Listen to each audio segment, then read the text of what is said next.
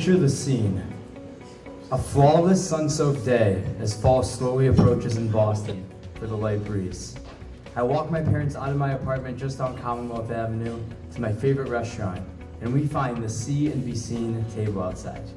While they're visiting me, I explain that I am not the little college boy anymore, and I'm working my dream job now, so I'll take care of everything.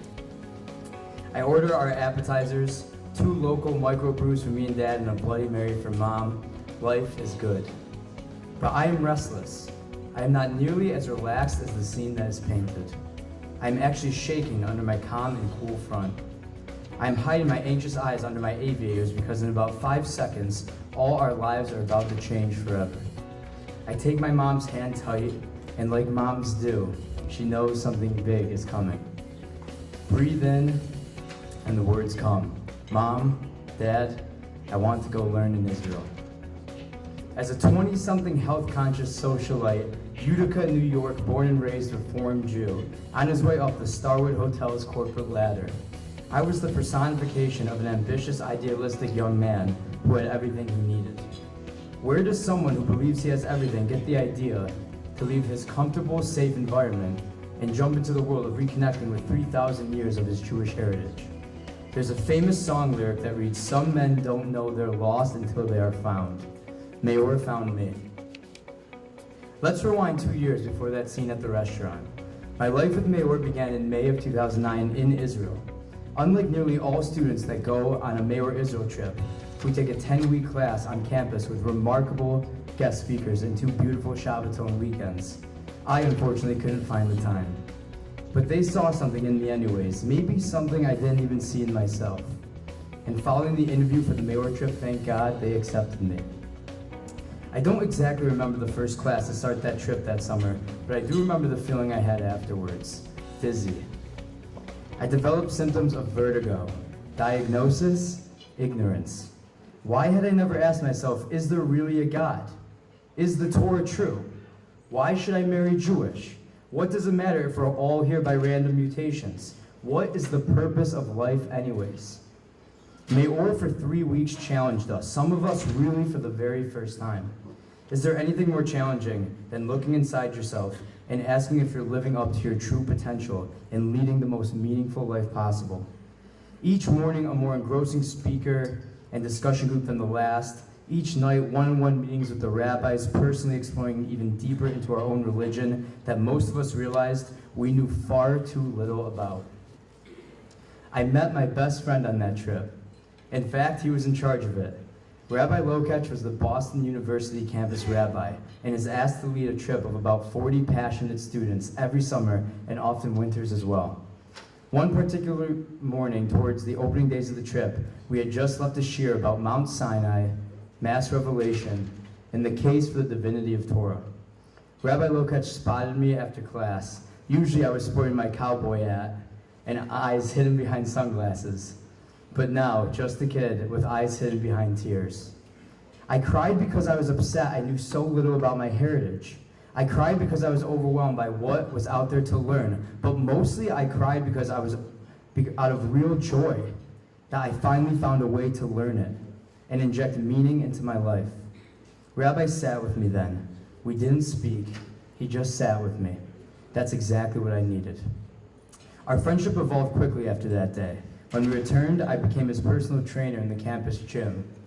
It wasn't your typical rabbi-student relationship, not even close. During workout sessions, I would yell at him for eating too much pita and hummus that morning, and he would fire right back at me that I ate too much treif.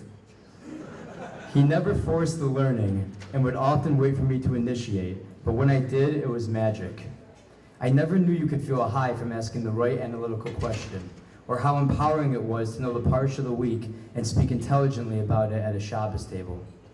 We played squash games and reserved courts for 45 minutes, but in between each set, we dove into fiery discussions, sometimes about women's role in Judaism, or how Jonah could possibly survive in a whale for 3 days. And soon enough, that 45-minute reservation turned into him running out the door for mincha because we had been there for 2 hours. MEOR leads by example. I learned about living a Jewish life vicariously through him. I observed a Torah home for the first time.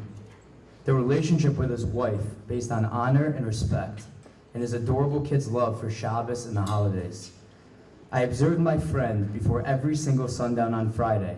He sent close to 300 personalized texts to every MEOR student and alum he could reach. I'm going to repeat that. Every Erev Shabbos, he sends over 300 personalized text messages, just reminding the students that he is thinking of them and that they should too have a wonderful Shabbos. MEOR invests time. When I landed my job opening the W Hotel in Boston, I often worked late. I took the train into work, and after a 12-hour shift in a luxury hotel, a 45-minute train back is not something I particularly look forward to. Rabbi Lokesh would leave whatever he was doing come 11 p.m. and drive downtown to pick me up and take me home. Once, much later, he told his wife, Suri, he told me that his wife, Suri, innocently asked him, "Do you really have to pick him up every night?" His answer was simply yes. I truly believe it was those 15-minute car rides that kept me spiritually motivated and growing in my Judaism. MEOR wants you to succeed in your career. When I was up for a promotion at the W, a quick run to Jose Bank, I found a great deal on a suit that I was quite sure I could not afford. The very first person I thought to call was my rabbi, and after a 20-second explanation on how significant this interview for my career was for my career, he was reading off his personal card number and expiration date. Not money for tefillin, not money for new farm, money for a new suit so I could further my career. I got the promotion. MEOR is love. These rabbis invest themselves in their students and make real relationships based not on any goal, but just because they care. In between my MEOR trip in May of 2009 and when I returned to Israel 2 years later, not a day went by where we did not share at least a text or a phone call. Not one day. I don't even talk to myself every day. People that support MEOR are not supporting another nice, well-intentioned organization that sends students to Israel. People that support MEOR are supporting an immensely unique organization that generates the once-in-a-lifetime relationships like the one I just described. MEOR produces real results. I'm here in front of you because I'm a living, breathing witness of it. I studied in Israel for 2 years. I wrap tefillin every day. I daven regularly. I keep Shabbos and kosher, and I have a daily chavrusa. 2 years ago, if you said the words daven and a chavrusa, I would have said gesundheit. I feel that I have found true meaning in life, and I am a fulfilled, happy person. As I just returned from my time abroad, I wear my kippah proudly to interviews in the hospitality and real estate sector, and try to make a Kiddush Hashem wherever possible. I have returned to Judaism. That's MEOR. That day at the restaurant, the turning point of my life, came full circle on Yom Kippur just a few short weeks ago. I went back home to Utica, New York, the city that always sleeps.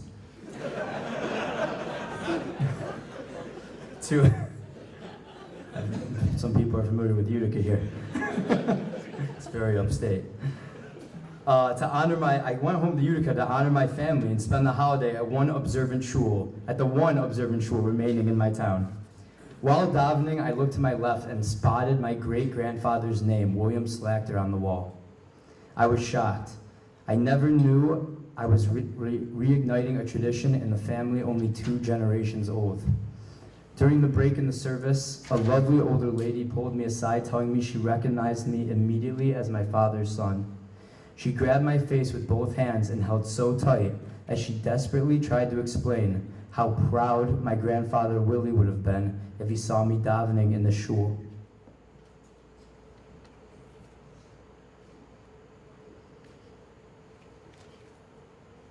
Proud, I said to myself. Proud. I repeated it so many times, tears began to roll down my cheeks. She grabbed me even tighter, and when I turned around, I saw my mother, who had heard everything and seemed to truly understand the gravity and the direct impact of MEOR. There are a dozen other alumni here that each have their own experiences with their MEOR campus rabbi. Please take an opportunity to ask them for their equally extraordinary stories. We are all concerned about the current status of Jewish continuity, and many organizations are working tirelessly to solve this problem. My only hope is that the picture I have painted for you today shows what puts this particular organization in its own league. A student with an open mind and an ambitious rabbi, it's a beautiful thing. But without people like you and MEOR's vision, it could be for nothing. I am eternally grateful. I would like to thank everyone who is a partner with MEOR for making this opportunity available for others like myself and keeping Judaism alive and thriving for many, many more generations. Thank you so much.